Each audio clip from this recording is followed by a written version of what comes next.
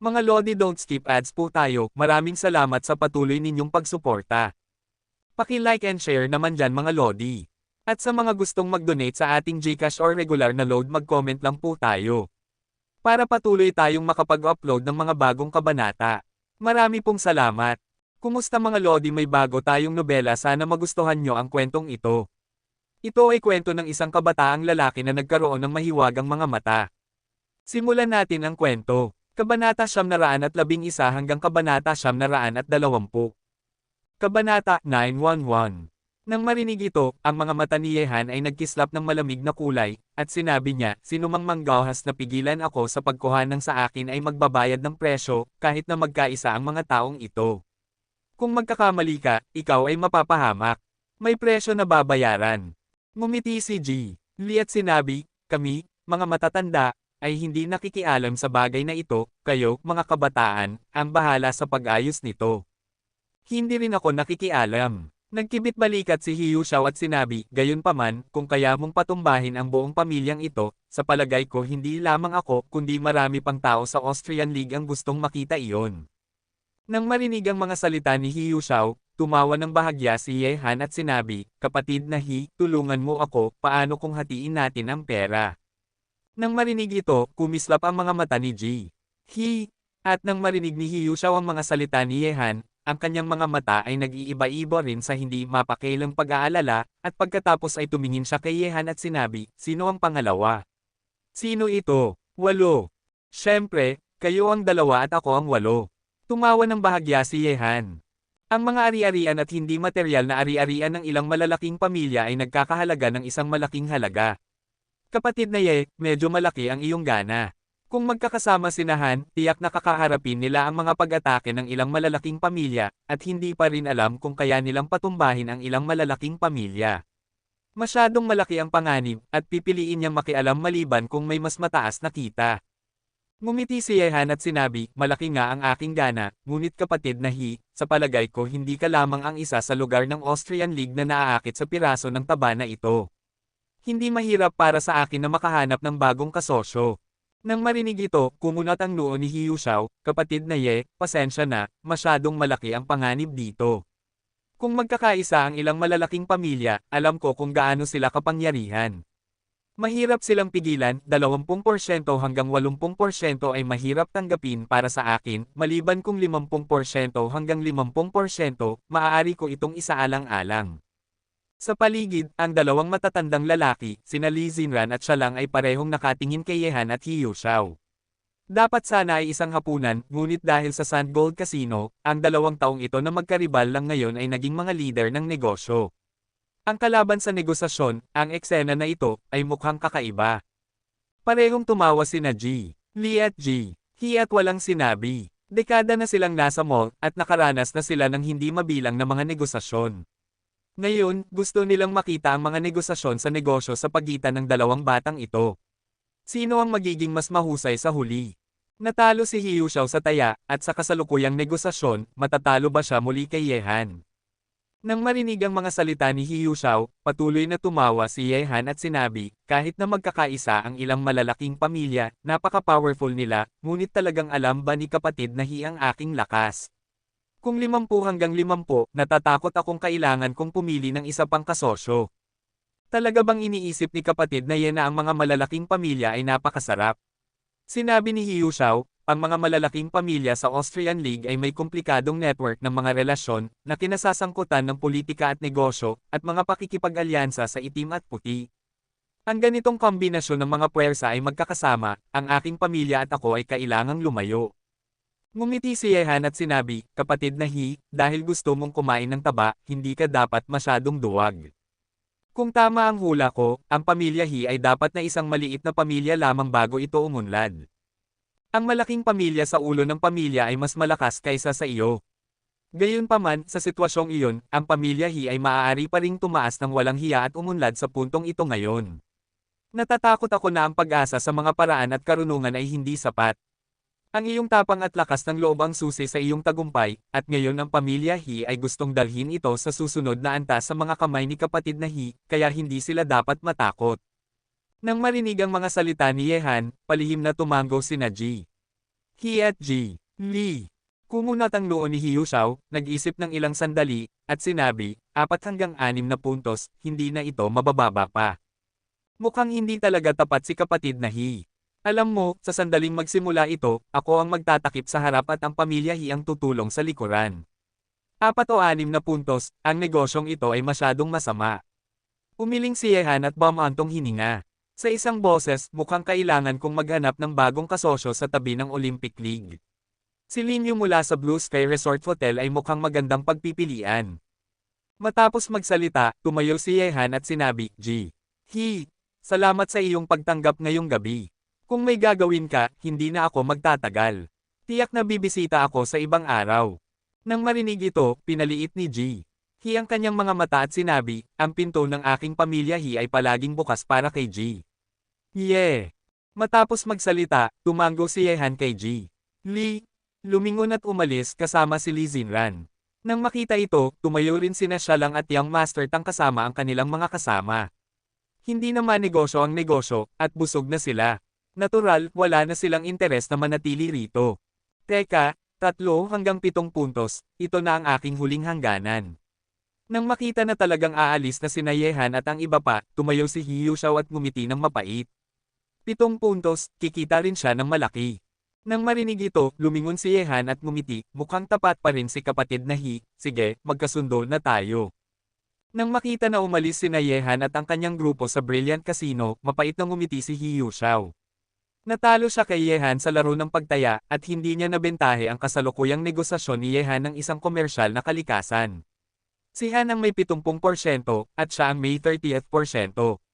Kahit na hindi siya nawalan, kung matagumpay ang pakikipagtulungang ito, hindi siya kikita ng kasing dami ni Yehan. Ang batang ito ay hindi lamang isang master na tumatangging magdusa, ngunit medyo tuso rin. Umiling si G. He. Kahit na ang kanyang anak ay isang mahusay na binata, malinaw na ihambing siya sa batang iyon. Medyo mas masahol pa. Ngumiti si G. Lee at sinabi, kapatid na He, ang ilang tao ay nakatadhana na maging pinakamahusay sa buhay, at ang kanilang kapalaran ang tumutukoy sa landas na kanilang tatahakin. Ang landas na kanilang tatahakin ay magkakaiba, at ang karanasan ay magkakaiba. Natural, mahirap ihambing. Ang pamilya Zia ay nilamon ang kanyang mga bagay. Ang batang ito ay mukhang handang tumama ng husto, marahil ito ay isang pagkakataon para sa iyong pamilya He na patuloy na lumago. Depende kung ang mga paraan ng batang ito ay talagang makakasupil sa mga malalaking pamilyang ito. Tumawa ng bahagya si G. He. Nang bumalik sina Yehan at ang iba pa sa Blue Sky Resort Hotel, agad na lumabas sina Go Yunjang at Hardy mula sa resort hotel. Makikita na naghihintay sila kay Yehan at sa iba pa rito. Pumasok tayo at pag-usapan natin. Nang makita ang 2 taong nag-aalangan magsalita, sinabi ni Yehan, at nauna sa pagpasok sa hotel. Pagkatapos nito, isang grupo ng mga tao ang pumunta sa coffee shop. Napakatahimik dito. Nag-order sila ng isang tasa ng kape, lumingon si Yehan kay Go Yunjang at sinabi, Yunjang, sabihin mo sa akin ang tungkol sa iyong pagbisita sa Sands Casino ng detalyado, alam ba nila na ikaw ay aking? Kabanata, 912. Sinabi ni Go Yunjang, binata sigurado ako na ang Sands Casino ay may plano pagkatapos mong matapos ang laro ni Hiyu Xiao. Hindi lamang nila tinanggihan ang halaga ng kabayaran, kundi pinalayas din nila ako at si G. Hardy.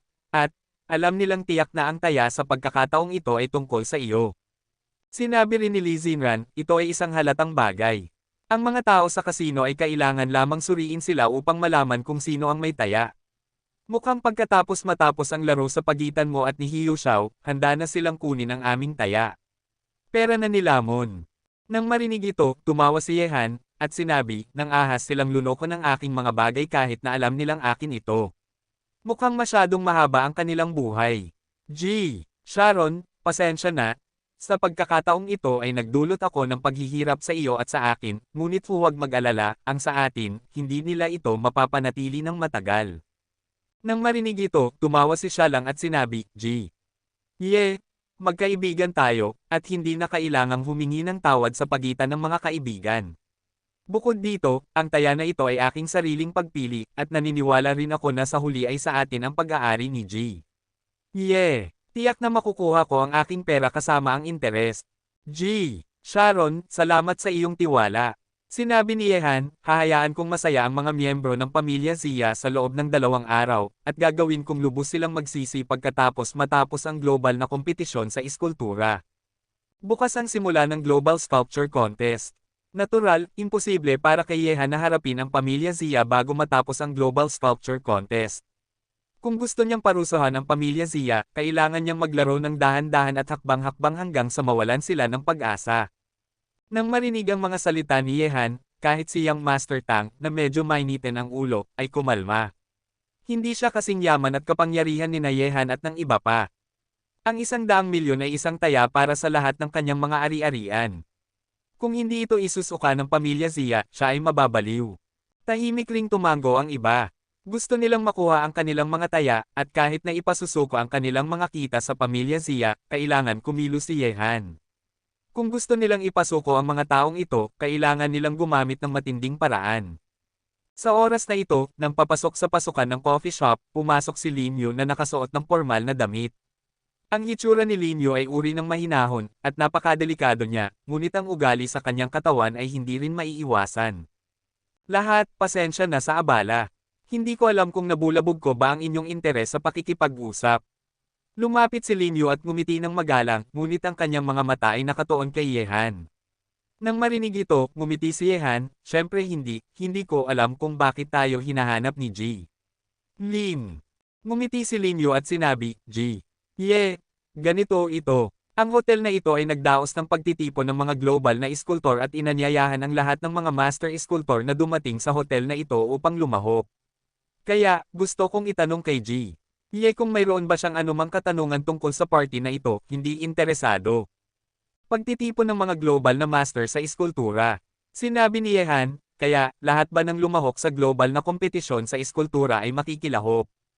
Si G. Lang ang natitira. Tumugon si Lin Yu nang nakangiti. Nag-isip si Yehan ng ilang sandali, pagkatapos ay ngumiti dahil mabait kang nag-imbite si G. Lin, tiyak na hindi ako tatanggi. Gusto ko ring makita kung sino ang mga master sculptor na ito mula sa buong mundo. Kahit na inukit na ni Yehan ang mga pagkakakilanlan ng mga master sculptor na lumahok sa Global Sculpture Contest sa pagkakataong ito, hindi pa niya nakikita ang tunay na mukha ng mga taong ito. Ang pagtitipon na ito ay isang pagkakataon lamang para sa kanya na matuto ng higit pa tungkol sa mga taong ito. Nang marinig ito, ngumiti si Lin Yu at sinabi, G. Sige. Tumayo si Yehan, hinawakan ang kamay ni Li Xinran, at ngumiti, G. Sharon, interesado ka bang sumama sa amin?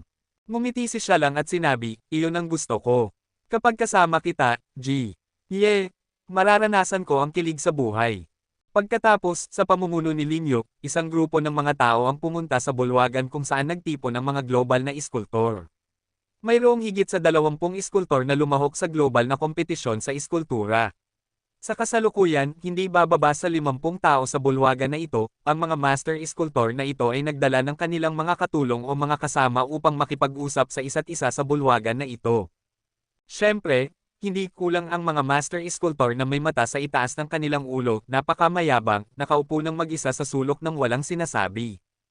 Nang dumating si Yehan at ang iba pa, tiningnan lang sila ng ilang tao sa bulwagan at pagkatapos ay tumingin palayo, patuloy na ginagawa ang kanilang mga bagay.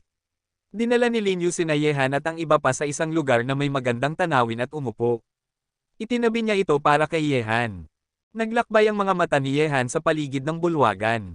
Maraming tao rito mula sa China, lahat ay nakasuot ng magagandang damit, at kakaunti lang ang mga tao mula sa China. Sa oras na ito, nagbuhos ng alak si Lin Yu para sa lahat, itinaas ang baso ng alak at ngumiti kay Yehan, G. Abala ako sa global na kompetisyon sa iskultura nitong mga nakaraang araw, at wala akong oras para anyayahan kang uminom. Ang baso ng alak na ito ay aking sariling parusa, Lin Yu. Matapos magsalita, ininom ni Lin Yu ang baso ng alak sa kanyang kamay sa isang lagop. Sinabi ni Yehan, G. Lin, nakikita kong tapat ka sa pakikipagkaibigan sa akin. Gusto ko ang mga kaibigang masipag, ngunit hindi ko gusto ang mga taong masyadong mapagkunwari at magalang.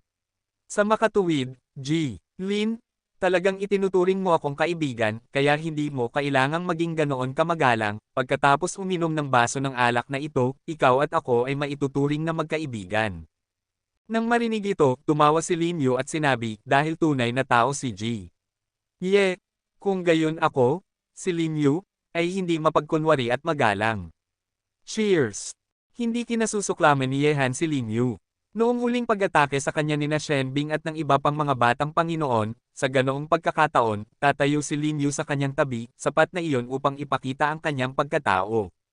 Bukod dito, ang pamilya Lin ay isang malaking pamilya rin sa lugar ng Austrian League, at ang kanilang background sa pamilya ay hindi mas mahina kaysa sa kay Shenbing at sa iba pa.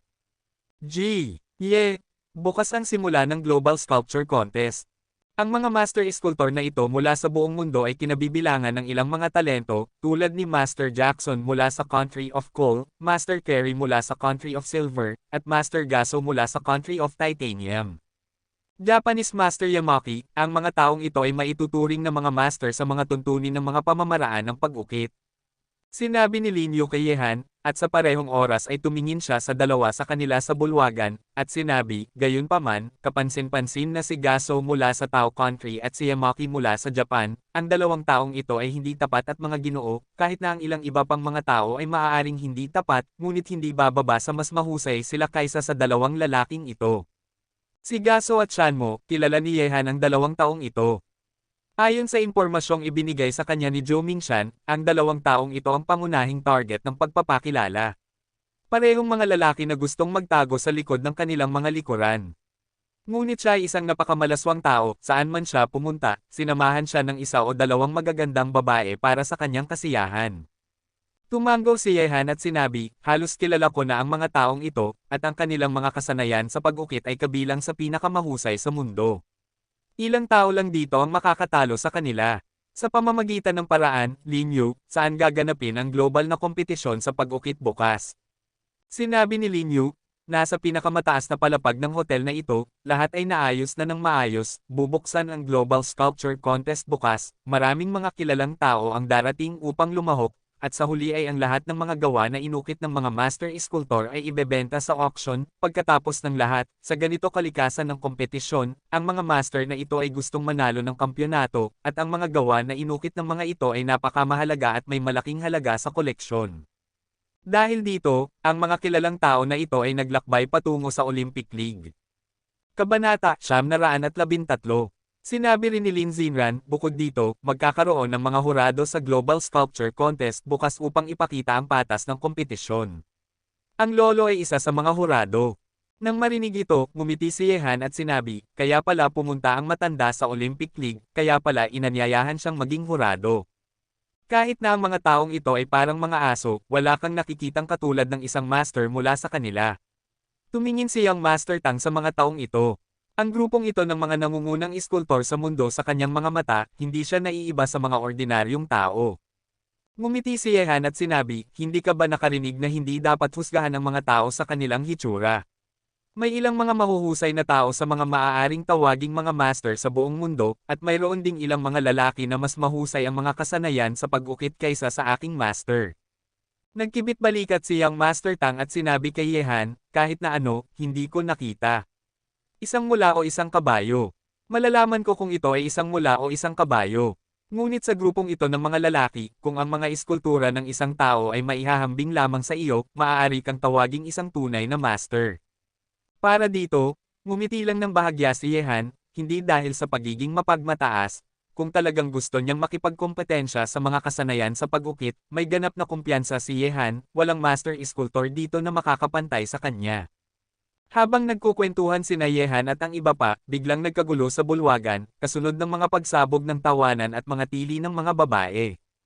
Nang marinig ito, lahat ay tumingin sina Yehan at ang iba pa, at nakita nila ang isang babae sa karamihan ng tao na tumatakbo patungo kay Yehan at sa iba pa habang nakapatong ang kanyang mga kamay sa kanyang mga balikat, ang kanyang maputlang mukha ay puno ng kahihiyan at galit.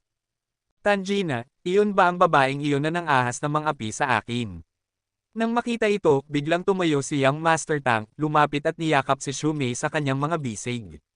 Ang babaeng tumakbo ay si Shumei. Naglaan siya ng oras upang pumunta sa banyo kanina lang. Mukhang nakaranas siya ng problema sa pagbabalik. Tumayo rin sina Yehan at ang iba pa at lumapit. Sa sandaling ito, ang mga suspenders ng mahabang palda ni Shumei ay pinutol ng isang tao gamit ang matalim na sandata. Kung hindi siya nahawakan ng isang tao, karamihan sa kanyang katawan ay maipapakita.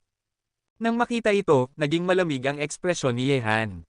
Hinubad niyang Master Tang ang kanyang Amerikana at isinuot ito kay Shumei, tumingin sa karamihan ng tao ng may galit na mga mata, at sumigaw muli, iyon ba ang bastardo na nang-aapi sa akin at sa mga babae? Tumayo ka para sa akin kung mayroon kang lakas ng loob. Ligaw na Chino, napakaganda ng iyong kasintahan. Bibigyan kita ng 100,000 yuan. Paano kung ibigay mo siya sa akin? Lumapit ang tao, tumingin siya kay Yang Master Tang ng may paghamak, at sinabi. Nang marinig ito, kumigpit ang puso ni Shumei, itinaas niya ang kanyang ulo at tumingin kay Yang Master Tang ng may awa. Siya ay isang babae lamang na naghahanap ng pamumuhay sa mga mamahaling lugar, at kadalasan ay mga regalo lamang ang kanilang ipinagpapalit, ngunit sa kanyang puso, ayaw ni Shumei na ibigay talaga siya ni Tang sa kanya. Hoy! 100,000 yuan, ang dami naman yan. Hindi alam ni Yang Master Tang kung tumatawa ba siya o nagagalit. Tumingin siya sa matabang matandang lalaki at sinabi, matanda, bibigyan kita ng 1,000,000 yuan. Ibibigay ko sa iyong ina paano kung palabasin mo ito. Baga, ikaw na sampay na Chino, paano mo nang ahas na insultuhan ang aking ina? Nang marinig ang mga salita ni Yang Master Tang, agad na nagalit si Masao Yamaki, at ang isang pares ng maliliit na mata ay naglabas ng napakatalim na liwanag. Hindi lang kita iinsultuhin ngayon, papatayin kita, ikaw na bastardo.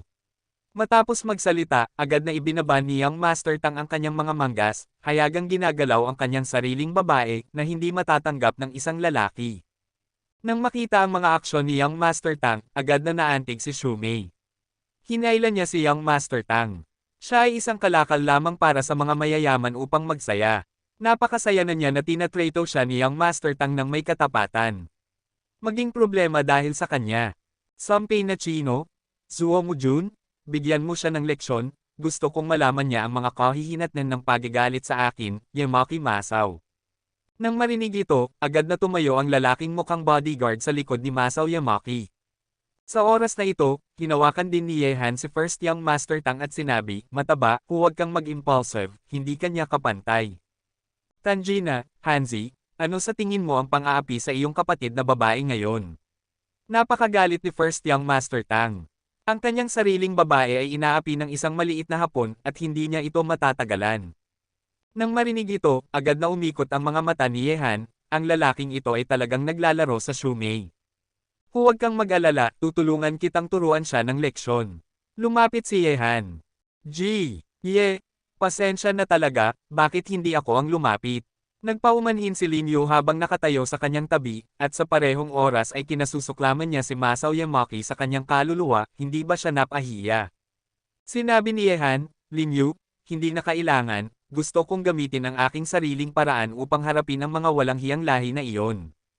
Sa bulwagan, maraming mga master sculptor ang nanood ng pangyayaring ito sa harap ng kanilang mga mata.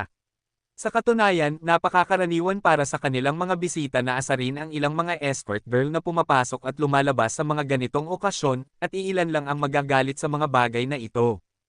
Ngunit nakakaawa na nahulog sa pag-ibig si Young Master Tang kay Shumei, at kahit na hindi papayagan ni Young Master Tang na ang kanyang kasama ay maapi ng mga Hapon at manatiling walang pakialam. Master, si Yehan iyon. Sa sulok ng bulwagan, dalawang pares ng mata ang nahulog kay Yehan. Kabanata 914. Nakita ko. Tumanggaw si Ning Haotian, may komplikadong ekspresyon sa kanyang mukha. Ang katayuan ni Yehan sa China ay patuloy na tumataas, napakataas na kahit siya ay makatingin lamang. Si Yehan ay isang kaaway, kahit na gusto niyang makipag-usap kay Yehan, napakahirap. Master, tiyak na malalagpasan ko siya sa hinaharap. Kinuyam ni Leng Fan, ang disipulo ni Ning Haotian, ang kanyang mga kamao at sinabi. Tungkol dito, hindi gaanong nagsalita si Ning Haotian, at hindi niya sinalakay ang kanyang disipulo, kahit na alam niyang imposible. Dahan-dahang lumapit si Yehan, tumingin sa galit na si Yamaki Masao, at sinabi ng may pangungutya, maaari bang tawaging master ang isang taong sira tulad mo? Bibigyan kita ng dalawang pagpipilian, una isa, lumuhod at humingi ng tawad sa babae ng aking kapatid, at ang pangalawa, alin sa mga kamay ang marumi kanina, pipalayan ko ang iyong kamay, ngayon, pumili ka. Ang kapal ng mukha ng lalaking ito, hindi madaling makasama si Masao Yamaki. Narinig kong bukod sa kanyang mahusay na mga kasanayan sa pag-ukit, natuto rin siya ng Japanese ninjutsu. Ang kanyang kutsilyo sa pag-ukit ang pinakamabilis sa mga kilalang master sa pag-ukit sa buong mundo, nang. Bukod dito, ang bodyguard sa tabi ni Masao Yamaki ay hindi isang simpleng papel. Maraming taon na siyang kasama ni Masao Yamaki, at hindi pa siya nakikitang nagbabago. Makikita na ang bodyguard na ito ay hindi lamang may malalim na tiwala sa kanya, ngunit ang kanyang lakas ay maaaring hindi simple. Ang tanging bagay ay hindi pa nakikita ng binatang ito ang lalaking ito kailanman. Siya ay isang bagong mukha. Maaari bang siya ay isang disipulo ng isang master sculptor? Kilala ko ang taong ito. Siya ang disipulo ni Zhou Mingshan, ang hari ng pagtaya sa bato sa Timog China. Mukhang dumating siya upang lumahok sa global na kompetisyon sa iskultura bilang kapalit ni Zhou Mingshan. Sa murang edad, pinalitan niya ang kanyang master upang lumahok sa global na kompetisyon sa iskultura. Ang batang ito ay may ilang mga kasanayan, o gusto niyang gamitin ang pagkakataong ito upang ipakita ang kanyang mukha sa buong mundo at maging pamilyar sa industriya ng iskultura. Kung gusto mong maging isang master sculptor, alin ang hindi gumugol ng mga dekada upang maging isang master? Ang batang ito ay nasa 20s lang. Anong tunay na mga kasanayan ang kaya niyang makuha? Tinitingnan si Yehan na nagsabi ng isa-isa, isang tingin ng paghamak ang sumilay sa mga mukha ng maraming master sculptor. Mayabang na batang Chino, sa tingin ko naghahanap ka ng kamatayan. Tumingin si Yamaki Masao kay Yehan ng may mabangis na mukha, at hiniling sa kanya, isang master sculptor na medyo sikat sa mundo, na lumuhad para sa isang escort girl, kahihiyan. Suo Mugen, dahil gusto niyang alisin ang isa sa aking mga kamay, maaari mong alisin ang kanyang dalawang kamay para sa akin, at gagamitin ko ang aking kutsilyo sa pag-ukit upang putulin ang kanyang dila. Nang marinig ang mga salita ni Masao Yamaki, ang walang awa na bodyguard na nagngangalang Suo Mugen ay dahan-daang lumapit, at direktang naglakad patungo sa posisyon ni Yehan ng hakbang-hakbang. Biglang lumitaw ang mga intensyon ng pagpatay sa kanyang katawan. Para sa mga nang-insulto sa dakilang master sculptor ng Great Japanese Empire, siya ay nagalit din, kahit na hindi siya inamin ni Masao Yamaki, babayaran niya si Yehan ng nararapat na presyo. Bago ka kumilos, pinapayuhan kitang mag-isip ng mabuti, mayroon ka bang mga kwalifikasyon? Tumingin si Yehan sa malamig na bodyguard ng walang pakialam. Ang bodyguard na ito ay isang ninja rin, at siya rin ay isang master ninja. Ang mga mata ni Yehan ay parang mga langgam, madali niyang mapilayan sila hanggang sa mamatay. Mayabang na Chino, ang pinakadakilang iskultor sa ating Great Japanese Empire ay mayroon lamang ang iyong dalawang kamay at dila, ngunit ngayon, gusto ko ang iyong buhay. Ang intensyon ng pagpatay sa mga mata ng malamig na bodyguard ay biglang naging seryoso. Kumislap ang kanyang figure, at nawala siya ng walang bakas sa mga nagtatakang mata sa paligid niya. Ang eksena na iyon ay parang isang taong pinapanood ay nawala sa manipis na hangin, parang multo. Mukhang hindi gusto ng mga tao ng iyong lahi na makinig sa payo at nagpupumilit na humingi ng kamatayan. Ang bibig ni Yehan ay nag-arko ng malamig, at sa sandaling ito, sa itaas ng ulo ni Yehan, lumitaw ang walang awa na bodyguard na naglaho lang parang multo, hawak ang isang maliwanag na maikling kutsilyo sa kanyang kamay, pinutol niya ang ulo ni Yehan. Nang makita ito, biglang sumigaw ang mga tao sa paligid. Gayunpaman, sa susunod na sandali, ang katawan ni Yehan ay tumaas mula sa lupa, at sinuntok niya ang bodyguard, at ang suntok ay parang kidlat. Bago mahulog ang kutsilyo sa kamay ng bodyguard sa katawan ni Yehan, ang kamao ni Yehan ay tumama sa kanya. Sa isang pagsabog, ang katawan ng malamig na bodyguard ay direktang hinaipa ng suntok na ito, at pagkatapos ay bumagsak 5 metro ang layo mula kay Yehan. Pagkatapos bumagsak, ang katawan ng malamig na bodyguard ay tahimik. Biglang naging tahimik ang paligid. Sa oras na ito, dahan-dahang damaloy ang dugo mula sa sulok ng bibig ng malamig na bodyguard. Ang eksena na ito ay nagparamdam sa mga mata ng tahimik na karamihan ng tao na kumunat, at isang tingin ng takot ang mabilis na umakyat sa kanilang mga mukha, kahit na si Masao Yamaki sa ganitong paraan, alam niya kung gaano kalakas ang bodyguard sa tabi niya. Alam niyang ang Fernanjutsu ay itinuro sa kanya ng isa pa, ngunit ngayon, ang bodyguard na pinagkakatiwalaan niya ay sinuntok hanggang sa mamatay ng binatang iyon. Hinimas ni Yehan ang kanyang mga palso, tumingin kay Masao Yamaki at sinabi ng may pangungutya, gusto mong putulin ang aking dalawang kamay at ang aking dila. Depende sa iyo, mayroon ka bang kakayahan? Gusto ng iyong bodyguard na patayin ako, wala ng paraan, sa pagtatanggol sa sarili, wala akong nagawa kundi patayin siya. Ikaw, turo ni Shan Mushengxiong kay Yehan, hindi niya maibalik ang isang kumpletong pangungusap, parang natigil ang kanyang lalamunan sa tae, ang kanyang buong mukha ay sobrang pula mula sa pagpipigil. Huwag kang magpigil, sabihin mo lang ang gusto mong sabihin, at mag-ingat na huwag magkasakit. Ngumiti si Yehan at sinabi, talagang makatwiran ako, gusto ng iyong bodyguard na patayin ako, kaya pinatay ko siya, ngunit hindi mo ginawa, kaya ang sinabi ko lang ay binibilang, lumuhod ka at humingi ng tawad sa babae ng aking kapatid, at palalayain kita, kung hindi, ang iyong mga kamay ay hindi na makakahawak sa kutsilyo sa pag-ukit sa buong buhay mo. Ikaw ba'y ng ahas? Pangit ang mukha ni Shan Mo Shengxiong, at ang tingin ng takot sa kanyang mukha ay naging mas matindi. Patay na ang bodyguard, ngunit sa katunayan, talagang natatakot siya na papatayin siya ni Yehan sa isang suntok. Sa kanyang lakas, tiyak na hindi niya matatalo si Yehan. Nang marinig ito, isang intensyon ng pagpatay ang sumilay sa mukha ni Yehan, at sinabi niya, nang ahas akong pumatay ng tao. Nang ahas ka bang iwanan ang iyong kamay?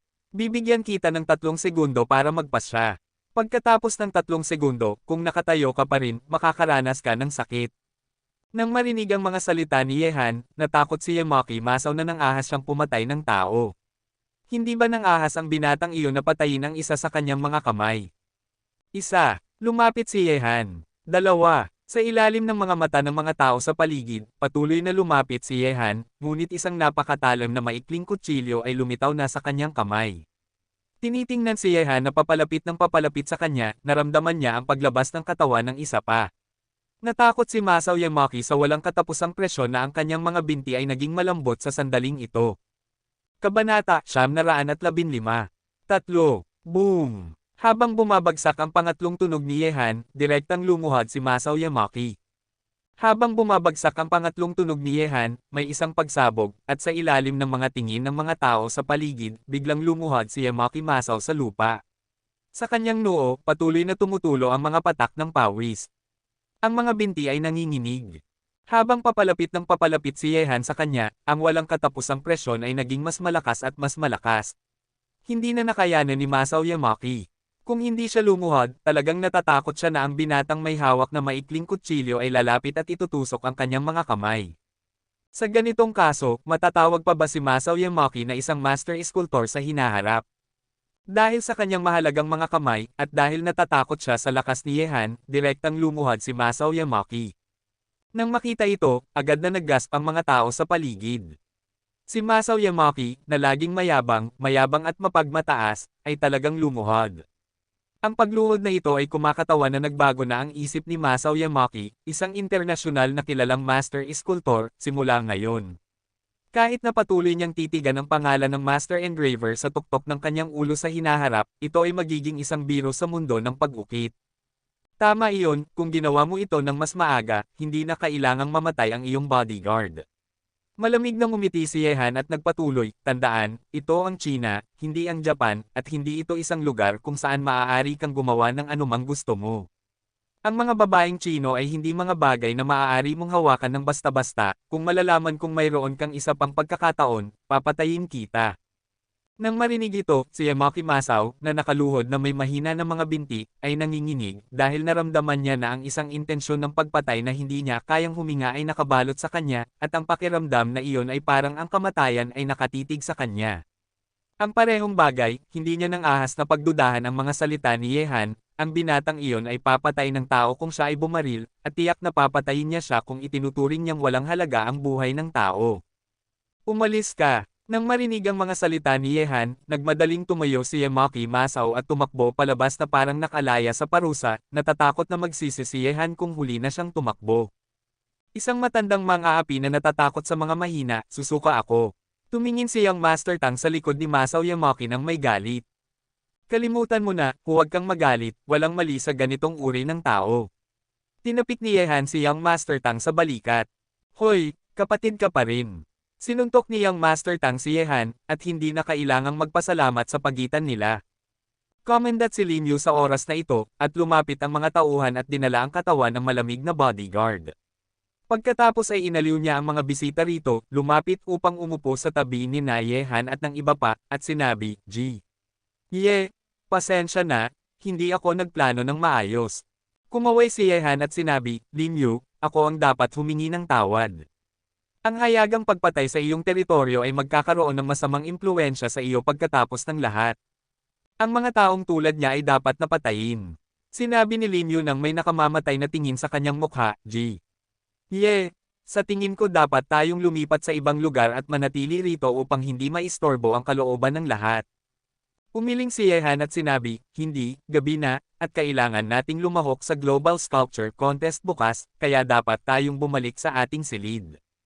Sige, tumango si Lin Yu, hawak ang isang baso ng alak at sinabi, G.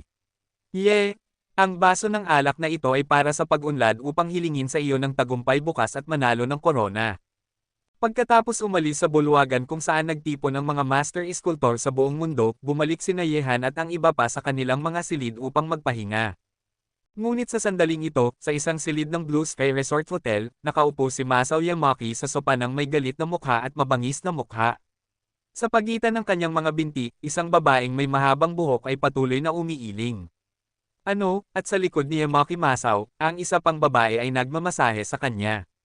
Sampay na mga Chino, talagang hiniling mo sa akin na lumuhad at humingi ng tawad sa isang mabahong babae, bastardo, dapat ko siyang patayin. Matapos magsalita, pinindot ni Masao Yamaki ang babae sa pagitan ng kanyang mga binti ng malakas, na nagpapabilis sa kanya. Isang uri ng paggalaw. Ilang segundo lang, itinulak ni Masao Yamaki ang babae palayo, kinuha ang kanyang mobile phone at nag-dial ng isang numero, at sinabi sa isang malamig na boses, ito ba si Chairman Yamazaki? Ako si Masao Yamaki. Ang madilim na gabi ay nagtakip sa lupa, at halos hating gabi na ngayon. Sa Blue Sky Resort Hotel, maraming mga bisita ang mahimbing nang natutulog, kahit na hindi, nagsasagawa pa rin sila ng ilang primitive na ehersesyo sa silid. Sa silid ni Yehan, mahimbing nang natutulog si Lee Xinran sa mga bisig ni Yehan, pantay ang paghinga, si Yehan ay pumikit din. Gayunpaman, sa sandaling ito, biglang bumukas ang mga nakapikit na mata ni Yehan. Ang mga matang ito ay parang matatalim na mata ng agila sa madilim na gabi, may malamig na liwanag. Agad na dahan-dahang bumaba si Yehan sa kama, naglakad patungo sa balkonahe na nakasuot lamang ng pijama, pagkatapos ay tahimik na nagsindi ng sigarilyo at sumipsep. Parang nagsasalita sa kanyang sarili, bakit hindi ka lumitaw nang dumating ka? Bilang inaasahan sa isang master na makakapatay ng bodyguard ni Master Shanmo sa isang suntok. Mula sa madilim na lugar sa balkonahe, unti-unting lumitaw ang isang figure. Ang taong ito ay nakasuot ng damit panggabi at may hawak na samurai sword. Malamig na intensyon ng pagpatay. Kabanata 916. Hapones na ninja. Nang makita ang kasuotan ng lalaking ito, malamig na ngumiti si Yehan at sinabi, bakit gusto mo ba akong patayin? Walang pakialam na sinabi ng ninja na nakasuot ng itim, syempre, ipinagkanulo mo ang pinakadakilang iskultor sa aking Great Japanese Empire, kaya dapat kang mamatay ngayong gabi. Medyo tiwala ako. Pinatay ni Yehan ang kanyang sigarilyo, at sinabi, kung tama ang hula ko, dapat ka nga ay isang master mula sa Black Dragon Club ng Austrian League, tama ba? Hindi mo kailangang malaman kung saan ako nanggaling. Ngayong gabi, dapat kang mamatay. Unti-unti, ang ninja na nakasuot ng itim ay dahan-dahang hinugot ang kanyang katana, at ang katana ay kumikinang sa madilim na gabi, na may pilak na liwanag na naabot na ang mukha ni Yehan. Ang nakakatakot na intensyon ng pagpatay ay kumalat din sa oras na ito. Tiningnan ni Yehan si Lee Xinran na mahimbing na natutulog sa silid, at pagkatapos ay tumitig sa ninja na nakasuot ng itim nang may pangungutya sa sulok ng kanyang bibig. Tianren, napakatiwala at matapang mo, sumunod ka lang sa akin. Matapos hilahin ng ninja na nakasuot ng itim ang kanyang espada, kumislap ang katawan ni Yehan, at tumalon siya mula sa balkonahe. Nang makita ito, sumunod ang ninja na nakasuot ng itim, at ang dalawa sa kanila ay mabilis na nawala sa kalangitan sa gabi. Sa kakahuyan ng Blue Sky Resort Hotel, hindi nagtagal, lumabas si Yehan na nakasuot ng pijama. Tungkol sa ninja na nakasuot ng itim, naging isang malamig na bangkay siya sa sandaling ito. Isang piraso ng cake. Sa kasalukuyang lakas ni Yehan, tanging ang mid-level shinobi lamang ang makakahawak sa kanya. Kung ito ay isang baguhan lamang na shinobi, sigurado si Yehan na lalaban sa kanya. Binata Ye. Di nagtagal, lumitaw si Ajun sa labas ng kakahuyan. Inalerto niya si Ajun pagkatapos patayin ni Yehan ang ninja killer na nakasuot ng itim kanina lang. Sinabi ni Yehan, Ajun, maghanda ka, sa sandaling matapos ang Global Sculpture Contest bukas, panahong kumilos ka. Sinusunod ni Ajun ang mga utos ni Binata Ye anumang oras. Sinabi ni Iju nang may malamig na kislap sa kanyang mga mata, "Binata Ye, ang aking mga tao ay handa na, at maaari kong salakayin ang Black Dragon Club anumang oras matapos ni Binata Ye ang kompetisyon sa pag-ukit, sangay." Nang marinig ito, sinabi ni Yehan, "Huwag kang mag-alala tungkol sa pakikitungo sa Black Dragon Society. Ang ilang mga tao ay napakatalas ng loob at nilulunok ang sa akin. Sisirain ko muna sila." Ano ang ibig sabihin ni Binata Ye? Umupo ka at maghanda. Aabisuhan kita kapag natapos na ang Global Sculpture Contest. Matapos magsalita, lumingon si Yehan upang tumingin sa kakahuyan, at sinabi, sa pamamagitan ng paraan, harapin ang mga bangkay sa loob. Matapos magsalita, mabilis na naglaho si Yehan habang nakalagay ang kanyang mga kamay sa kanyang likod. Lumipas ang isang gabi, at nang sumikat ang susunod na umaga, dahan-dahang nagising si Lee Xinran mula sa mga bisig ni Yehan, at ang mainit na sikat ng araw ay pumasok mula sa bintana. Maganda ang panahon sa labas ngayon, at maraming reporter ang dumating ng maaga sa umaga. Ang mga ulat ay nagsimula ng sumunod sa labas ng Blue Sky Resort Hotel. Ang pagbubukas ng Global Sculpture Contest, isang internasyonal na kompetisyon, ay napakabagong balita para sa kapakanan ng mga rating, natural na hindi papalampasan ng maraming media ang pagkakataong ito. Gumising ka na. Hinaplos ni Yehan ang magandang buhok ni Lee Xinran. Maaga siyang nagising at nakahiga sa kama habang nakatingin sa natutulog na si Lee Xinran. "Ikaw na bastardo, huwag kang magkagulo ngayon." Pagkagising, naramdaman ni Lee Xinran ang reaksyon ng isang bahagi ng katawan ni Yehan, at biglang sinabi ng may kaunting takot. Tungkol dito, siya lang talaga ang hindi kalaban ni Yehan. Malapit nang magsimula ang kompetisyon sa pag-ukit. Kung dumating muli si Yehan, hindi siya makakilahok ngayon. Ngumiti si Yehan at tinapik ang puwit ni Lee Xinran, at sinabi ng may ngiti, "Talaga bang iniisip mong pervert ang iyong lalaki? Hindi ba?" Binigyan ni Lee Xinran si Yehan ng isang walang laman na tingin, pagkatapos ay lumingon at hinayla ang kumot at bumaba sa kama. Nakasuot ng sexy na pijama, mabilis siyang naglaho sa pintuan ng banyo. Isang oras ang lumipas, ang dalawa ay pumunta sa restoran para maghapunan. Opisyal na nagsimula ang Global Sculpture Contest sa tanghali, at 2 oras pa bago ang tanghali. Hindi nagtagal, dumating sina First Young Master Tang Shumei, siya lang, ang kanyang blonde na kasama, at Go Yunjang sa restoran ng isa-isa. Ye, nakatulog ka ba ng maayos kagabi? Sa pangkalahatan, hindi masama. Kung hindi dahil sa ninja killer, maganda sana.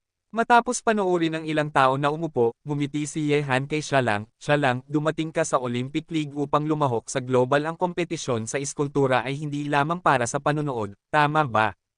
Nagkibit-balikat si Sharon at sinabi, ang pagpapahalaga ay isa lamang sa mga ito. Ang pinakamahalaga ay ang pagbili ng isang koleksyon pabalik. Gusto ko rin ng mga antique jade wares.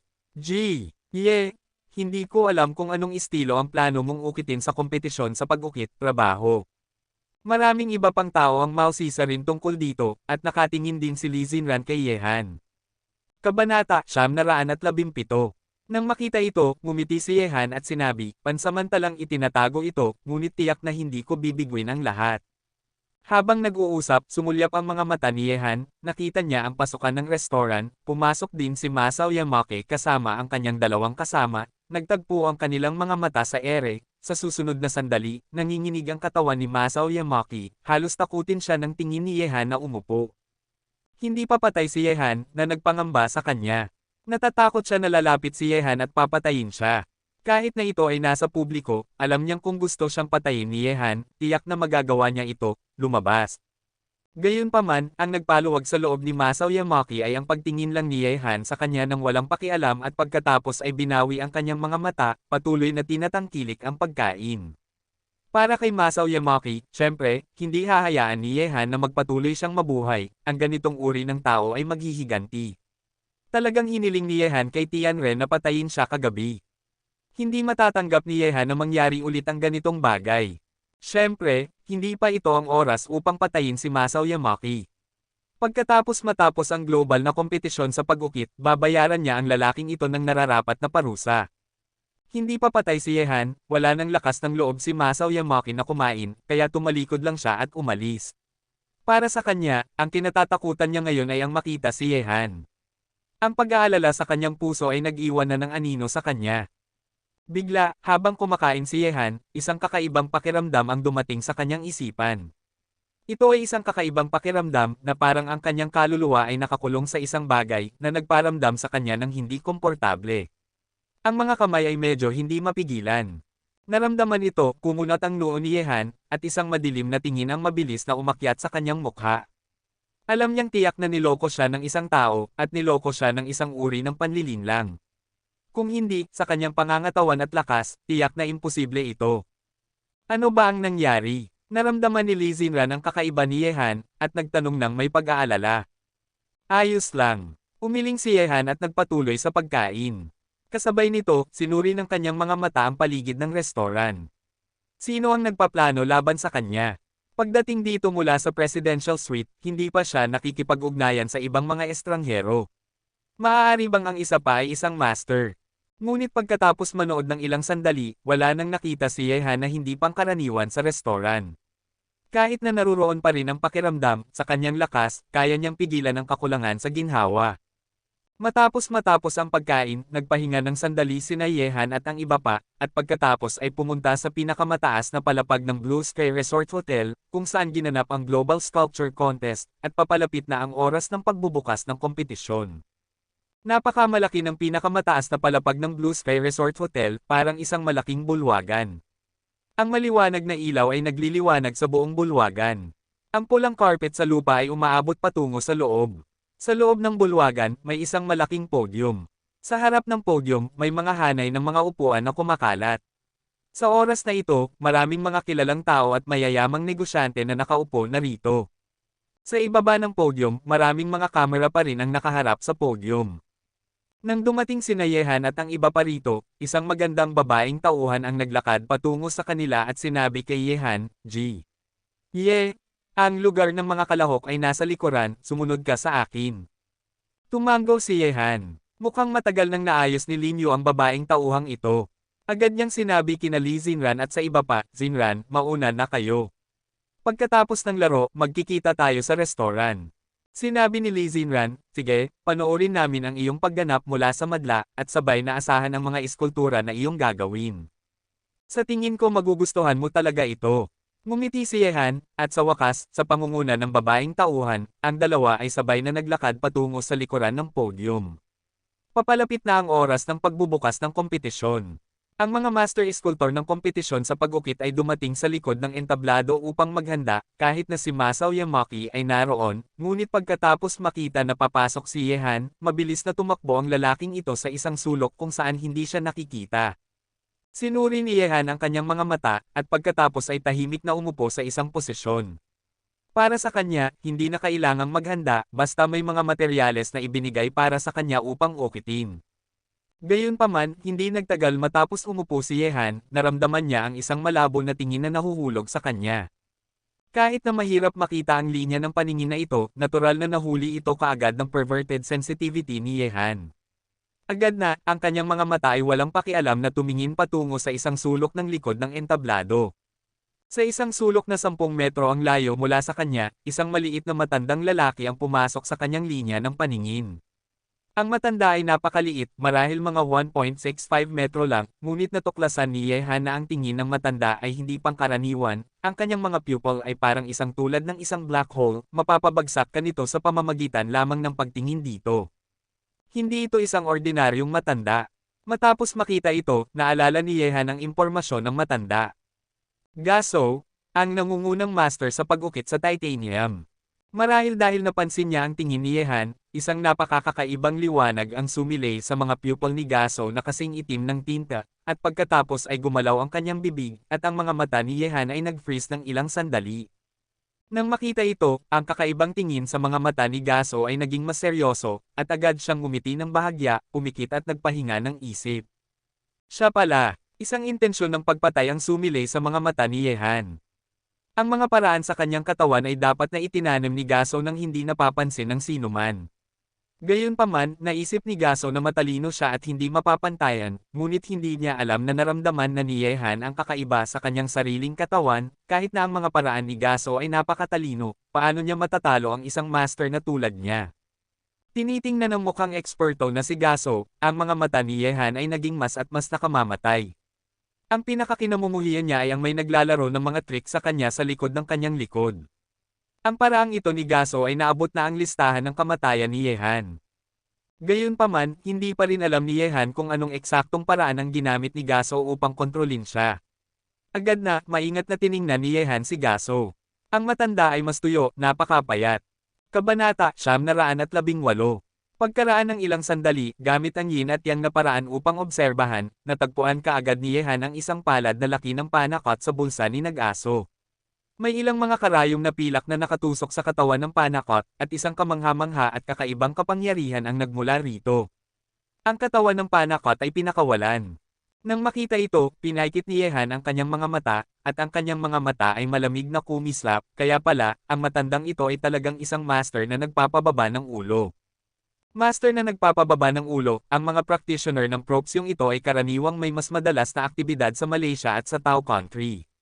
Ang mga taong ito ay gagamit ng isang uri ng pamamaraan ng pagpapababa ng ulo upang kontrolin ang iba upang makamit ang kanilang sariling mga layunin. At ang paraang ito ng pagbaba ay katulad ng panakot sa bulsa ni Gaso. Siyempre, ang mga senior master na nagpapababa ng ulo ay may mas malakas na mga pamamaraan. Marahil ay makakontrol nila ang kalaban sa pamamagitan lamang ng pagtingin sa kanila. Ang antas ng isang senior master na nagpapababa ng ulo. Matapos malaman ang dahilan at ang mastermind, tiningnan ni Yehan si Gaso na nagpapahinga habang nakapikit ang kanyang mga mata. May isang malamig na arko sa sulok ng bibig ni Yehan. Talagang gusto niyang makita kung anong lihim na motibo ang mayroon ng Gaso na ito para mahulog sa kanya. Pagkatapos mag-isip, inilayo ni Yehan ang kanyang tingin kay Pao Gaso. Ang mga master sculptor na lumahok sa Global Sculpture Contest ay halos naruroon na, at lahat ay naghihintay sa pagsisimula ng kompetisyon. Sila ang mga nangungunang iskultor mula sa buong mundo. Sa huli, hindi pa rin alam kung sino ang magiging mas mahusay at magtatagumpay sa karamihan. Habang naghihintay ng ganito, ang boses ng host ay narinig sa lugar. Ito ay isang boses ng babae na tunog na napakasarap, at ang sinabi niya lang ay upang pasalamatan ang isang tiyak na grupo at kumpanya para sa pagpopondo. Pagkaraan ng ilang sandali, ang host nang matapos magsalita ang boses, ang magandang babaeng tauhan ay dumating sa likod ng entablado at sinabi sa lahat, mga master, oras na para lumabas kayo sa entablado ngayon, sumunod kayo sa akin. Nang marinig ito, ang mga master sculptor kasama si Yehan ay tumayo at sumunod sa likod ng babaeng tauhan, at pumasok sa podium mula sa pasilyo sa likod ng entablado. Napakamalaki ng podium, kaya nitong mapaunlakan ang higit sa 20 tao, at may higit sa 20 mesa sa podium. Ang bawat mesa ay may isang piraso ng jade, lahat ay esmeralda berdeng yelo, isang uri ng esmeralda. Tinitingnan ang ilalim ng podium, may daan-daang mga sikat na manunood. Sa harap ng mga manunood na ito, may 5 plataporma ng hurado. 5 taong lubos na iginagalang sa China o sa ibang bansa ang mga hurado at hukom ng kompetisyon na ito. Pinili sila ng organizer, kinilala ng lahat na kasama sa kanila sina G. Lee at G. Hee ng Olympic League. Pagkatapos makarating sa podium, sumulyap si Yehan at nakita sina Lee Xinran at ang iba pa na nakaupo sa auditorium. Mga ginoo at ginang, ang mga nangungunang master mula sa buong mundo ay narito na sa entablado. Susunod, panoorin natin ang kanilang mga pagganap. Ang larong ito ay tumatagal ng 1 oras. Sino ang magiging kampyon sa huli? Maghintay tayo at tingnan. Matapos magsalita, ang sexy na host na nakasuot ng mahabang pulang damit ay bumaba sa podium. Ang kompetisyon ay tumagal ng 1 oras, at ang lahat ng mga kalahok na master sculptor ay kailangang ukitin ang kanilang mga gawa sa loob ng 1 oras, itinuturing na isang pagkabigo. Ang master sculptor na makakaukit ng gawa sa loob ng 1 oras at may pinakamahusay na gawa ang magiging kampyon ng kompetisyon na ito. Sa entablado, higit sa 20 master sculptor ang nakakita ng isang mesa at naglakad patungo rito. Si Yehan ay nasa gitna, nakaharap sa bench ng mga hurado. Sa likod ng bawat master sculptor ay isang babaeng tauhan na nagbibigay ng pananalita. Mayroon ding isang malaking LED display screen sa pader sa likod ng entablado na maaaring palakihin ang mga posisyon ng higit sa 20 master sculptor para sa madla na maingat na panoorin. Handa na ang lahat, higit sa 20 master sculptor sa podium ay nagsimulang mag-ukit ng isa-isa. Tinitingnan ng jadeite sa harap niya, kinuha rin ni Yehan ang kanyang kutsilyo sa pag-ukit. Ang piraso ng jadeite na ito ay halos kasing laki ng palad ng isang may sapat na gulang, at ang paligid ay napaka-irregular. Di nagtagal, nagsimula ng maghiwa si Yehan ng kutsilyo, hawak ang kutsilyo sa pag-ukit at matatag na nag-ukit sa jadeite. Nang makita ito, sina Li Xinran at ang iba pa ay medyo mausisa na pinanood ang mga galaw ni Yehan, dahil hindi pa nila alam kung anong gawa ang uukit ni Yehan, kaya lahat sila ay naghihintay sa susunod na mga galaw. Sa ibang mga posisyon, ang bawat master sculptor ay nagwawasiwas ng kutsilyo sa pag-ukit ng may konsentrasyon. Para sa kanila, ang ganitong uri ng bagay ay nagawa na ng kamay. Ang pag-ukit sa buong taon ay nagawa nilang makumplito ang isang gawa kahit na nakapikit ang kanilang mga mata. Masama at hindi pantay. Sa ibaba ng podium, daan-daang pares ng mga mata ang nakatitig sa malaking screen sa harap nila. Sa malaking screen, malinaw nilang nakikita ang mga galaw ng bawat master sculptor. Ilang pagkakataon lang ang makikita nila ng personal ang mga iskultura ng mga master sculptor. Sa makatuwid, maingat na pinanood ng bawat madla. Sa lugar, maliban sa tunog ng kutsilyo sa pag-ukit sa mga kamay ng master sculptor, tahimik ang buong lugar, at lahat ng mga mata ay nakatuon sa podium. Kapatid na Lee, ang batang ito ay isang all-around na talento. Sa mesa ng mga hurado, pinanood ni G. Hi ang mahusay na paghiwa ni Yehan ng kutsilyo, maingat, walang tigil, at tamang-tama ang paghiwa. Mahirap maabot ang antas na ito nang walang higit sa 10 taong pagsasanay. Ngumiti si G. Lee, at sinabi na si Yehan ay isang all-around na talento, at walang mali sa iyon. Ano man ang larangan na kanyang papasukan, si Yehan ay namumukod tangi, at mahirap pantayan ng mga ordinaryong tao. Unti-unti, habang lumilipas ang oras, maraming iskultor ang unti-unting nabuo ang mga balangkas ng mga gawa na gusto nilang ukitin. Ang ilan ay nag-ukit ng mga hayop o mga mascot, at ang ilang tao ay nag-ukit ng ilang mga bagong bagay. Tulad ng isang bangkos ng mga bulaklak, ilang mga trepeo, at iba pa, ang mga gawa na inukit ng bawat master sculptor ay magkakaiba at iba-iba. Ang posisyon ay pag-aari ni Yehan, at ang babaeng tauhan sa likod niya ay nakatitig sa mga galaw ni Yehan nang hindi kumukurap, dahil hindi pa niya naunawaan kung ano ang uukit ni Yehan. Ang parehong prototype ay lumabas na, ang kulang lang ay ang pag-ukit ng 5 pandama. Pagkatapos, nagsimula ng ukitin ni Yehan ang gitna at ilalim ng Esmeralda. Ang bilis ng kanyang mga kamay ay hindi tumigil, gumagalaw na parang umaagos na tubig, mga piraso ang nahulog mula sa tuktok ng Esmeralda. Sa ibaba ng podium, sa auditorium, sina Li Xinran at ang iba pa ay nagtataka kung anong gawa ang uukit ni Yehan. Halos mahulaan nila kung anong mga gawa ang malapit ng ukitin ng ibang mga iskultor, ngunit si Yehan ano ang uukit, hindi pa nila mahulaan. Bakit parang pamilyar sa akin ang gusto ni Hanzi na ukitin? Hinawakan niyang Master Tang ang kanyang ulo. Ang kasalukuyang pamamaraan ng pag-ukit ni Yehan ay nagparamdam sa kanya ng pamilyar, isang pakiramdam ng déjà vu, ngunit saan niya ba nakita ito noon, hindi niya maalala kaagad.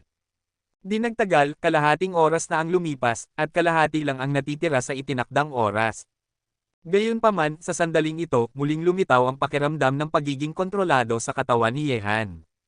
Naramdaman niyang ang kanyang kamay na may hawak na kutsilyo ay medyo hindi masunurin, at ang kanyang kamalayan ay nagiging malabo rin, at ang kanyang maliliwanag na mata ay nagiging tamad.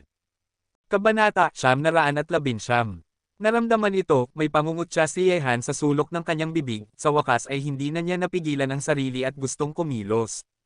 Sa oras na ito, isang boses din ang narinig sa isipan ni Yehan, "Sige, patayin mo sina Jackson at Carrie, sila ang iyong mga kaaway, patayin mo sila." Ang boses na ito ay patuloy na tumunog sa isipan ni Yehan, ngunit paano kaya makontrol talaga si Yehan na nagpigil ng pakiramdam na iyon. Pagkatapos, ang kanyang mga mata ay napunta kay Master Jackson ng Cold Country at Grace ng Yin Country. Tumingin si Master Lee at nakita na ang dalawa sa kanila ay nag-uukit ng kanilang mga gawa ng buong puso sa sandaling ito. Hindi maikikaila na ang mga kasanayan sa pag-ukit ng dalawang taong ito ay talagang nangunguna. Kahit na ang kanilang mga iskultura ay hindi pa nabubuo, mararamdaman ng sino man na sila ay ang hindi pangkaraniwang gawa sa ilalim ng kutsilyo sa pag-ukit. Napakaganda rin ng mga gawa na inukit ni Pau Gasso. Sa lahat ng mga master sculptor, sina Master Jackson at Master Carey lang ang maihahambing sa kanya sa mga tuntunin ng mga kasanayan sa pag-ukit. Gusto ni Pau Gasso na manalo at makuha ang premyo kampyon, sina Master Jackson at Master Carey ang kanyang pinakamalakas na kalaban. Tungkol kay Yamaki Masao, ang lalaking ito ay nakikipagkompetensya kay Yehan sa parehong entablado, at ang kanyang mga iniisip ay wala na sa kung saan sa mahabang panahon. Ang mga gawa na kanyang inukit ay maituturing lamang na nangunguna, hindi mataas ang kalidad. Matapos makita ito, naunawaan din ni Yehan ang layunin ni Gasso. Gusto niyang gamitin ang kanyang kamay upang alisin ang dalawang malalakas na kalaban, sina Master Jackson at Master Kerry. Ang kampyon, ang kanyang laban ay kanselado, at siya ay ipapadala sa istasyon ng pulisya. At si Gaso, na nasa likod ng mga eksena, ay walang gagawin, at mayroon pa rin siyang malaking pagkakataon na manalo sa kampyonato ng kompetisyon na ito. Napakasama ng kanyang pukana. Unti-unting naging malamig ang mukha ni Yehan. Siya na madalas na nakakatakot, halos takutin ng iba sa pagkakataong ito. Kung magtatagumpay si Gaso, maiisip ang mga kahihinatnan. Sa kabilang panig ng podium, matapos mapansin ni Gaso na hindi pa rin gumagalaw si Yehan, dumilim ang kanyang mukha, bahagyang gumalaw ang kanyang mga labi, at nagbulong.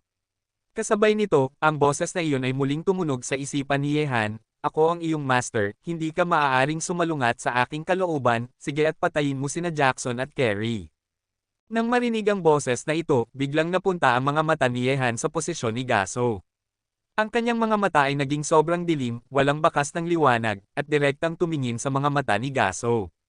Ito ay ganap na bukas sa oras na ito, at lahat ng masasamang bagay ay hindi makatiis sa malakas na kapangyarihan ng Yin-Yang Dharma Eye.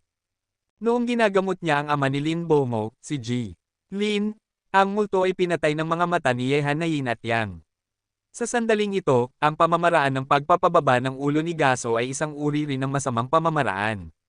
Sa makatuwid, nang magtagpo ang mga mata ni Yehan at Gaso, bigla, ang kakaibang mga mata ni Gaso ay biglang nagbago, naging walang laman at walang buhay, ang kanyang katawan ay nanginginig, na parang nakita niya ang mundo parang ang pinakakatakot na bagay kailanman. Pagkatapos, ang panginginig ay naging mas malala. Sa tahimik na kapaligiran na ito, biglang sumigaw si Gaso nang may takot, at patuloy na iwinasiwas ang kutsilyo sa pag-ukit sa ere, "Huwag kang lumapit, lumayo ka." Ang aksyong ito ay agad na nakakuha ng atensyon ng lahat sa lugar. Kahit na ang mga master na nag-uukit ay tumigil sa kanilang mga galaw, at tumingin kay Gaso na tila nababaliw sa sandaling ito nang may pagtataka. Ano ba ang nangyayari? Bakit biglang nabaliw si Master Gaso? Sa lugar, lahat ay tumayo at tumingin kay Gaso sa podium, kahit na si Ji Lee, na nasa upuan ng hurado at hukom, ay kumunat ang noo at sinabi ang kamera ay nakatutok din sa baliw na Pao Gaso sa podium sa oras na ito. Gayunpaman, hindi pa lumilipas ang kalahating minuto, biglang bumagsak si Gaso, na nagsisigaw ng malakas, sa podium, naglalaway, ang kanyang mga mata ay malapad na nakabukas, at tahimik siya. Bilang isang bihasang tao, nabalik na siya sa kanyang mga kamay ng mga mata ni Yehan na Yin at Yang kanina lang, parang nababaliw. Sa oras na ito, kumunat ang noo ni Lin Yu, na nangunguna sa mga tauhan patungo sa podium, at ang buong lugar ay naging maingay sa sandaling ito. "Ano pa ang ginagawa mo ng tulala?" Ipadala siya sa ospital. Matapos magsalita ni Lin Yu, ilang tauhan na tulala ay dinala si Gaso at agad na naglaho mula sa likod ng entablado. Sa oras na ito, malakas ding sinabi ni Lin Yu sa madla, lahat huwag mag-alala, si Master Gaso ay nagkaroon ng biglaang sakit, at ngayon ay nagpapatuloy ang laro." Nang marinig ito, unti-unting humina ang maingay na eksena sa lugar, at pagkatapos ay umalis din si Lin Yu mula sa likod ng entablado. Sa podium, patuloy na nagtrabaho ang lahat ng mga master sculptor sa kanilang mga gawa, at kumilos si Yehan na parang walang nangyari. Gusto siyang api-apihin ni Gaso, at ngayon ay inaani niya ang mga bunga ng kanyang ginawa. Sa lugar, nagsimulang tumahimik ang lahat. Umupo sila at patuloy na pinanood ang mga galaw ng mga master sculptor sa podium. Hindi kailanman pinansin ni Yehan si Pao Gaso. Kumain ng prutas. Sa mesa ng mga hurado, dahan-dahang nahulog ang mga mata ni Ji Lee kay Yehan. Lagi niyang nararamdaman na may kinalaman siya kay Yehan sa kaguluhan kanina lang.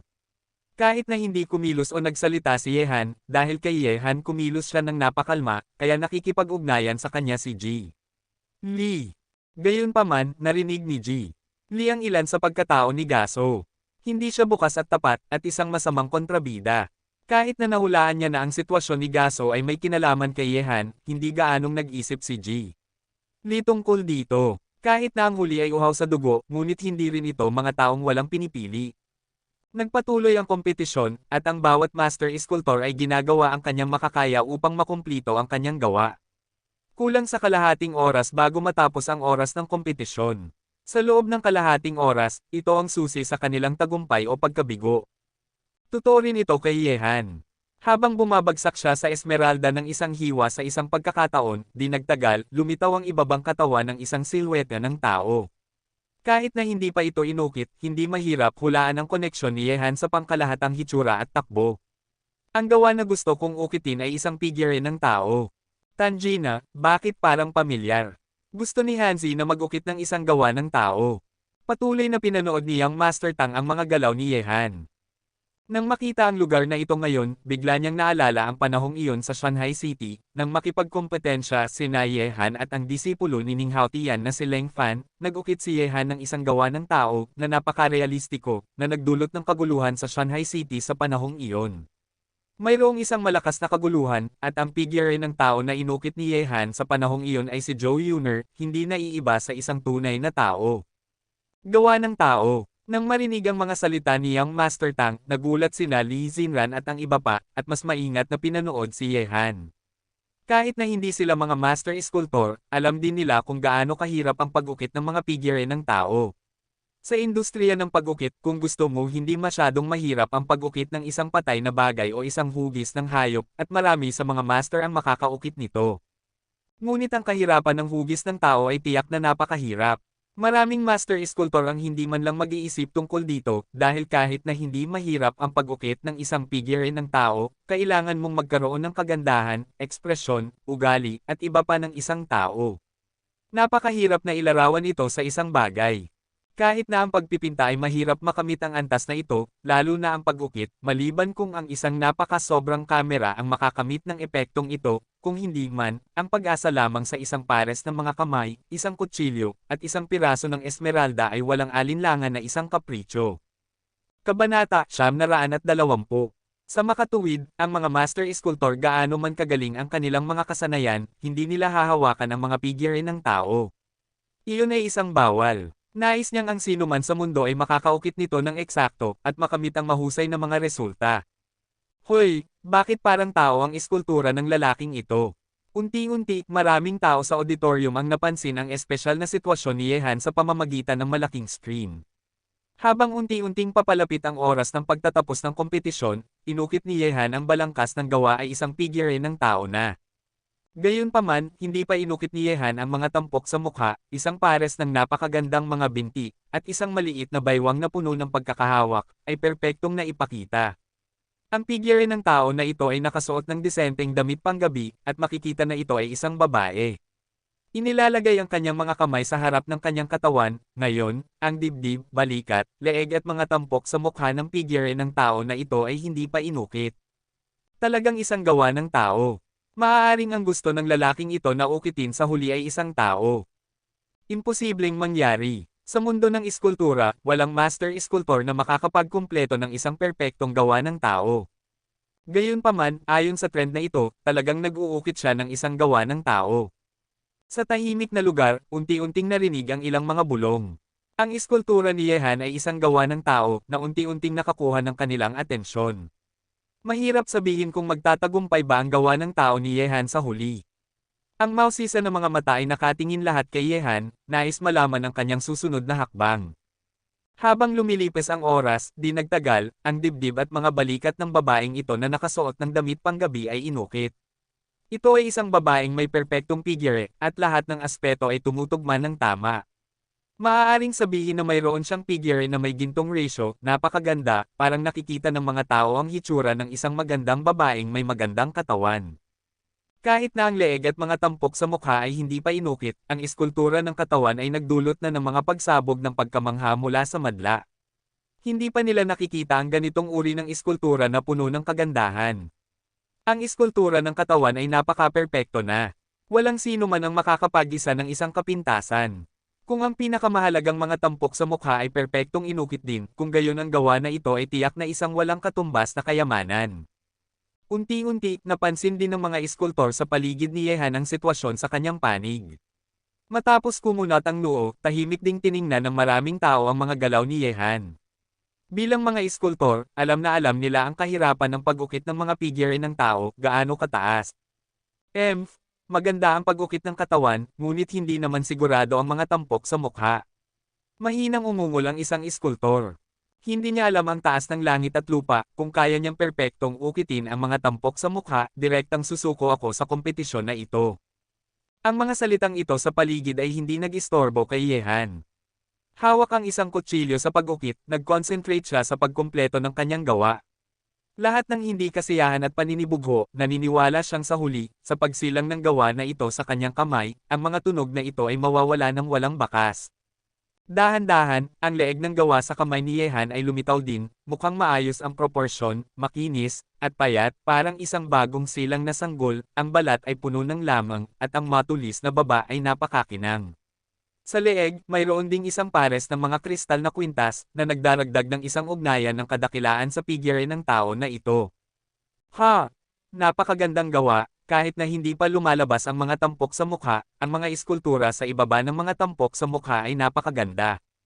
Tama iyon, sa ganitong uri ng pundasyon, ang pamamaraan ng batang master sculptor na ito ay maituturing na hindi pangkaraniwang gawa.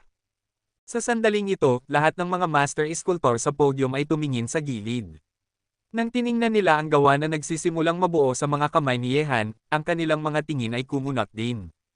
Napakahirap para sa kanila na gawin ang ganitong mahirap na pamamaraan sa pag-ukit, at ginawa pa rin nila. Napakaganda, hindi masyadong labis na ilarawan ito sa mga salitang hindi pangkaraniwang gawa. Talagang nakakagulat ang batang ito. Sa ngayon, nakita ko lang ang ganitong uri ng matalinong gawa sa kanyang mga kamay. Isang tingin ng paghanga ang sumilay sa mga mata ni Ji Lee, at ang natitirang pagganap ni Yehan, ay nagpapahanga sa kanya ng higit at higit pa. Sa lugar, isa-isa ang tumingin sa hindi natapos na gawa sa malaking screen, ang kanilang mga mata ay kumislap sa pagkamangha. Kahit na ang mga tampok sa mukha ng gawa na ito ay hindi pa nakumpleto, ang pagiging perpekto nito ay kamangha-mangha na. Ang mga kamay na makakaukit ng napakagandang gawa ay napakatalino na hindi labis na tawagin silang mga kamay ng Diyos. Sa sandaling ito, maraming mga mata ang nahulog sa gawa na inukit ni Yehan sa sandaling ito. Ang mga hindi natapos na gawa ay napaka-perpekto na. Kung uukit ni Yehan ang 5 pandama, tiyak na mamangha ang atensyon ng lahat. Sa sandaling ito, nang mahulog ang mga mata ni Lee Xinran sa gawa ng tao na ito, biglang tumalon ang kanyang puso, at ang kanyang buong puso ay nagsimulang tumibok ng malakas, dahil unti-unting natuklasan niya na ang mga damit na inukit ni Yehan sa gawa na ito ay kapareho ng sa kanya. Ang damit ngayon ay napakapareho, at ang pinakamahalaga ay ang kristal na kwintas sa leeg ng tao, na eksaktong kapareho ng suot niya ngayon. Unti-unti, naramdaman ni Lee Xinran na bumilis ang tibok ng kanyang puso at humihirap ang kanyang paghinga. Naisip niya ang isang posibilidad, marahil, ang gawa na inukit ni Yehan ngayon ay siya mismo. Pagkatapos maisip ito, mas bumilis ang tibok ng puso ni Lee Xinran. Isang pares ng magagandang mata, puno ng nakakahumaling na kulay, ay tumingin kay Yehan na maingat na nag-uukit ng mga gawa sa podium, at ang kanyang malabong mga mata ay puno ng walang katapusang lamang. Kung ang inukit na gawa ni Yehan ay talagang siya, sa ganitong okasyon, kung gayon ang tahimik na pagpapakita ng pag-ibig na ito ay mas nakakaantig kaysa sa anumang pera o matatamis na salita, at siya ay lubos na nahuhumaling dito. Matapos perpektong maayos ang leeg at baba, nagsimula ng ukitin ni Yehan ang mga tampok sa mukha. Kung pagpipinta o pag-ukit man, ang mga tampok sa mukha ay talagang ang pinakamahirap na ilarawan. Anong uri ng ekspresyon at kagandahan ang mayroon ng isang tao ay pinakamahusay na maipakikita sa mga tampok sa mukha lumabas, kung gusto mong ganap na isama ang matingkad na kagandahang ito sa estatwa, hindi lang ito posible na gawin ito sa pamamagitan ng napakatalino na mga kasanayan. Gayunpaman, hindi ito mahirap para kay Yehan, lalo na't ang hitsura ni Lee Xinran ay ganap ng isinama sa kanyang isipan, kailangan lang niyang maingat na ilarawan siya ng hakbang-hakbang ayon sa alaala sa kanyang isipan. Hindi nagtagal, at sa ilalim ng mga naghihintay na tingin sa lugar, ang larawan ni Yehan ay inukit na mula sa kanyang magagandang tampok sa mukha, isang matulis na baba, isang maliit na bibig na parang seresa, isang maislan na tulay ng ilong, at may mga mata na puno ng liksi at mahabang esmeralda berdeng buhok. Sa sandaling ito, ang estatwa ng tao na ito ay parang isang engkanto na naglalakad mula sa isang pintura. Maganda siya at maganda. Ang Esmeralda berdeng esmeralda ay nagparamdam sa kanya na parang isang hindi pa nasisira na engkanto, napakadakila na walang salita ang makakapaglarawan nito. Oh my God! Napakaganda! Parang isang engkanto, hindi, isang engkanto siya, ang tanging engkanto sa mundong ito.